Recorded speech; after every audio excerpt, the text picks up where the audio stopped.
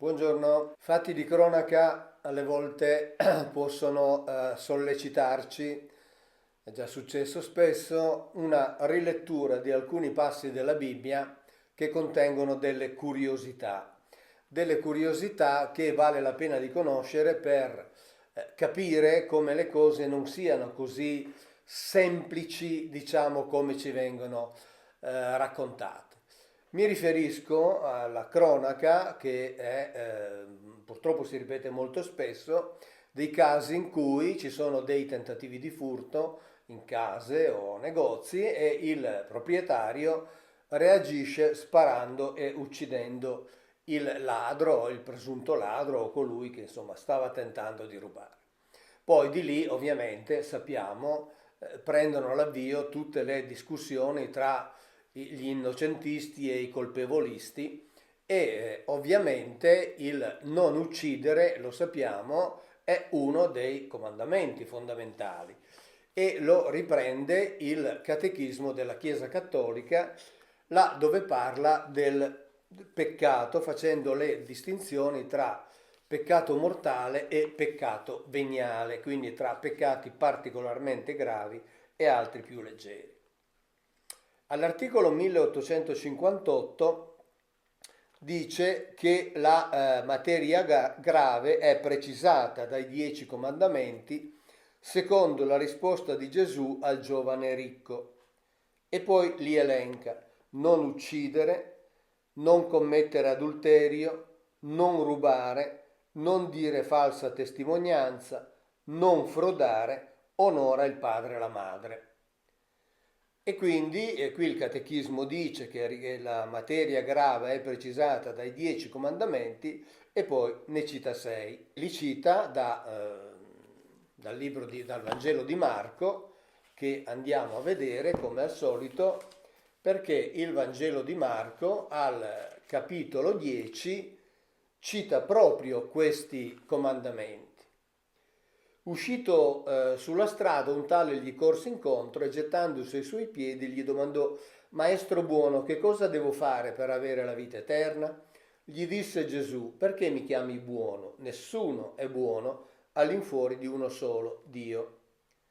Conosci i comandamenti, quindi Gesù gli ricorda i comandamenti che lui deve seguire: non uccidere, non commettere adulterio, non rubare, non testimoniare il falso, non frodare, onora tuo padre e tua madre. Onora tuo padre e tua madre è una traduzione esatta, infatti non è ama tuo padre e tua madre come talvolta sentiamo dire, perché il verbo greco è tima, che significa proprio onorare, cioè dare rispetto, che come dice l'esegesi ebraica significa occuparsi dei loro bisogni, delle loro necessità, che è una cosa leggermente diversa e lo dice proprio l'esegesi ebraica. Non si tratta di quel sentimento di amore, ma come di un dovere, il dovere di avere rispetto per coloro che ti hanno dato la vita. Anche qui sono, come avete sentito, sono 6 i comandamenti che cita Gesù e non 10, c'è anche il non frodare. Non frodare non è presente in tutti i codici, cioè ci sono molti codici dei Vangeli che non contengono questo comandamento, quindi non sappiamo se Gesù l'ha detto oppure no. Non lo sappiamo di nessuno ovviamente, perché mai avremo la certezza sulle cose dette da Gesù, ma qui in particolare abbiamo proprio anche questa distinzione. Questo elenco è ripreso anche da Matteo e Gesù dice: non ucciderai, non commetterai adulterio, non ruberai, non dirai falsa testimonianza, onora il padre e la madre, amerai il prossimo tuo come te stesso. Quindi i due elenchi vedete che presentano delle diversità. Nel primo c'è non frodare, in Matteo non frodare non c'è. Nel primo elenco, quello di Marco, non c'è amerai il prossimo tuo come te stesso, e invece nel Vangelo di Matteo è presente. E poi, di nuovo, nel Vangelo di Luca si fa dire a Gesù la stessa cosa: conosci i comandamenti. Non commettere adulterio, non uccidere, non rubare, non dire il falso, ama, qui c'è scritto ama, ma in greco è sempre tima, cioè onora tuo padre e tua madre. E qui l'elenco prevede soltanto 5 comandamenti. Quindi di quei famosi 10 che a noi vengono insegnati, Gesù, nella migliore delle ipotesi, ne cita 6 e a seconda dei 2 elenchi, 2 sono diversi, in un terzo elenco ne cita soltanto 5. Ma ciò che è importante è il discorso del non rubare e del non uccidere, che sono sempre strettamente collegati. Adesso andiamo a leggere un qualcosa di curioso nella esegesi ebraica. Il catechismo sottolinea questo: la gravità dei peccati è più o meno grande, un omicidio è più grave di un furto. E quando andiamo nel libro dell'Esodo a leggere i commenti che si fanno sia sul rubare sia sull'uccidere, leggiamo questo: che per quanto riguarda il non rubare, siamo nel libro dell'Esodo nel capitolo 12, i saggi spiegano che questo divieto si riferisce soltanto a un genere ben preciso di ladro, il rapitore che costringe la sua vittima a lavorare e poi la vende come schiava. Essi lo deducono in base al metodo di esegesi della Torah, per cui si deve interpretare un brano in base al suo contesto, cosa che facciamo regolarmente. Quindi, poiché colui che viola i primi divieti di questo versetto, l'omicidio e l'adulterio, merita la pena di morte, anche il divieto in questione, cioè il non rubare, deve comportare una colpa della stessa portata. L'unico caso di furto del genere è il sequestro di persona descritto sopra, mentre il comandamento che proibisce il furto vero e proprio si trova in un altro libro, cioè si trova in Levitico, in particolare capitolo 19. Quindi non fa parte dell'elenco dei 10 comandamenti. Quindi, secondo l'esegesi ebraica, il non rubare contenuto nell'elenco dei 10 comandamenti si riferirebbe esclusivamente a colui che sequestra una persona, la fa lavorare e poi la vende. Ma venendo al non uccidere, si dice una cosa che sicuramente potrà essere oggetto di riflessione e di discussione, perché si precisa questo. Se un ladro, quando nel libro dell'Esodo, nel capitolo 22, si dice: se un ladro verrà colto mentre scaverà un cunicolo e verrà colpito a morte, chi lo avrà ucciso non sarà colpevole di omicidio. Se invece su di lui ci sarà la luce del sole, allora si tratterà di omicidio. Diverso è il caso se il fatto avviene alla luce del sole, cioè se il sole sarà sorto su di lui. Onkelos interpreta l'espressione in oggetto, cioè quella del sole che splende, spiegando che significa che dei testimoni hanno visto il ladro.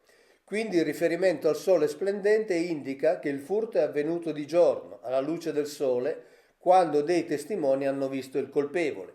In tali circostanze questi non oserebbe uccidere il padrone di casa, poiché verrebbe sicuramente arrestato. Di conseguenza è vietato ucciderlo.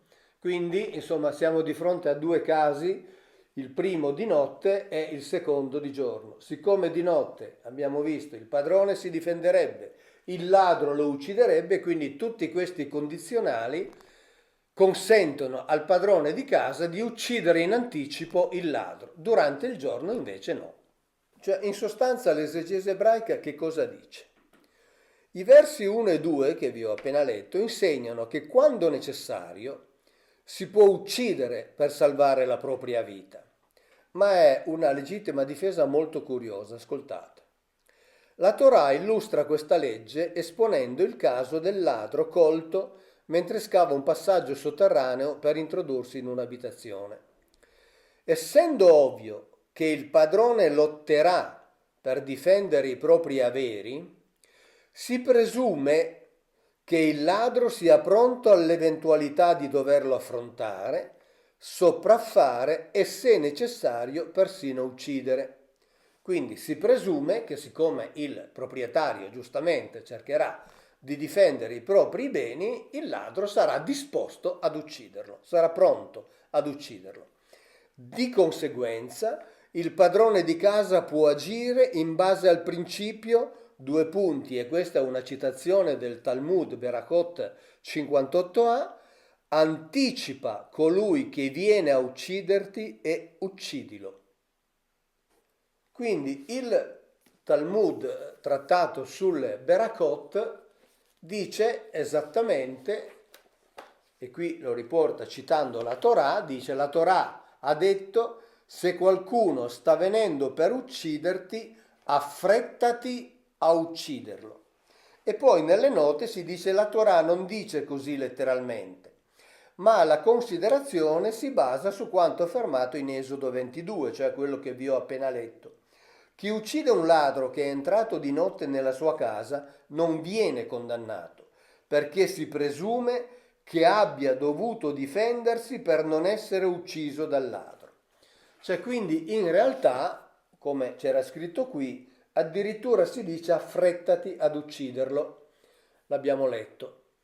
Quindi è un concetto di legittima difesa molto particolare, cioè una legittima difesa addirittura anticipata. E quindi insomma qui c'è materia veramente per i giuristi, quindi la cosa non è così semplice come ci viene indicata, semplicemente non uccidere, non è così. Per la Bibbia, per il cosiddetto Dio della Bibbia, per le leggi che lui ha dettato, si può uccidere, si può addirittura uccidere in anticipo allo scopo di difendere la propria vita. Non sto dicendo che sia giusto, ovviamente. Sto dicendo che il cosiddetto Dio dell'Antico Testamento avrebbe previsto questa possibilità.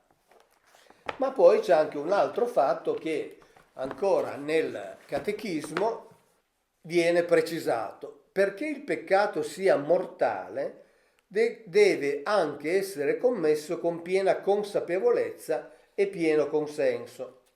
Presuppone la conoscenza del carattere peccaminoso dell'atto, cioè della sua opposizione alla legge di Dio. Quindi il non uccidere sarebbe una legge di Dio. E perché il peccato di omicidio sia un peccato mortale, si deve presupporre che chi lo commette sia consapevole del fatto che sta contravvenendo ad una legge di Dio. E non si può avanzare la falsa ignoranza, cioè la falsa non conoscenza della legge di Dio. Cioè o la si conosce o non la si conosce. Quindi se la si conosce si contravviene consapevolmente, dunque si commette un peccato mortale. Questo mi fa venire in mente quella vicenda del missionario che predicava ovviamente i comandamenti, quindi la legge di Dio, ad una tribù di indiani che viveva in Canada, subito al sud, appena sopra il confine con gli Stati Uniti, e quindi spiegava tutte queste leggi divine.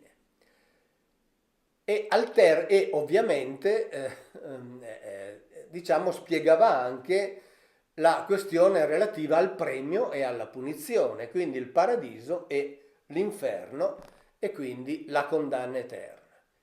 La reazione di questi indiani che hanno ascoltato molto attentamente questo missionario quindi è stata una reazione di, come dire, di compassione nei confronti di coloro che non conoscono la legge divina perché non è stata loro predicata.